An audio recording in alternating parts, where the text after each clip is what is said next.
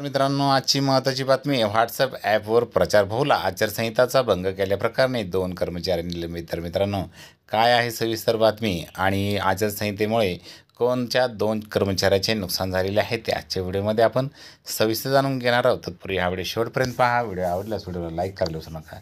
चॅनलवर नवीन असाल, व्हिडिओ खाली सबस्क्राईब बटन जर लाल दिसत असेल तर त्याला अशा प्रकारे क्लिक करून येणाऱ्या बेलला सुद्धा क्लिक करा, जेणेकरून मी तयार केलेल्या व्हिडिओची नोटिफिकेशन तुम्हाला सर्वात आधी मिळेल. आणि हा व्हिडिओ आपल्या मित्रांना शेअर करायला विसरू नका. तर चला सविस्तर जाणून घेऊया. तर पहा मित्रांनो, निवडणूक आयोगाचे आदेश खाजगी संस्थांनाही लागू आहेत. प्रचार सभेत, रॅली, शिक्षक दिसला की त्याला नोकरी गमावी लागणार, व्हिडिओचे चित्रीकरण होणार.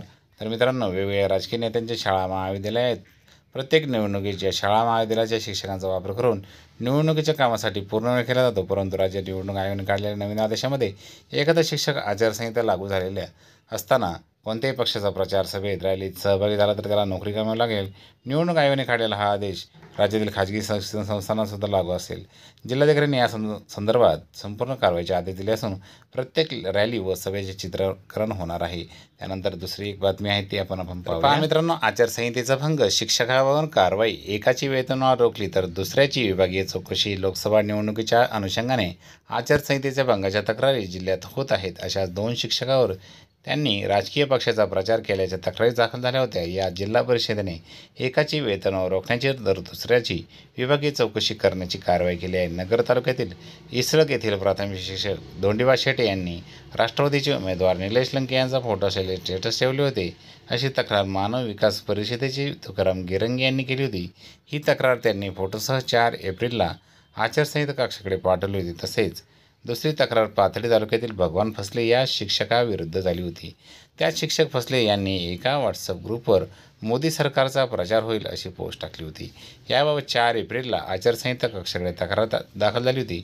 दरम्यान आचारसंहिता कक्षाकडून जिल्हा परिषदेकडे या तक्रारी पाठवण्यात आल्या होत्या. जिल्हा परिषदेच्या शिक्षण विभागाने या शिक्षकांना नोटीस पाठवून त्यांचे म्हणणे मागवले. तसेच त्यांनी केलेल्या आचारसंहिता भंगाच्या अनुषंगाने तपासणी केली. त्यात पाथर्डी शिक्षक फसले यांच्यावर वेतनवाढ रोखण्याची कारवाई करण्यात आली. तर शिक्षक सेटे यांची विभागीय चौकशी सुरू करण्यात आली. दोषारोपपत्र विभागीय कार्यालयाकडून चौकशी होणार आहे. तर याला जबाबदार कोण? आचारसंहिता भंगाच्या अनेक तक्रारी कक्षाकडे दाखल होत आहेत, मात्र त्यावर तातडीने कारवाई होत नसल्याची तक्रार होत आहे. या शिक्षकावर कारवाई करण्यासाठी 20 दिवसांचा कालावधी केला.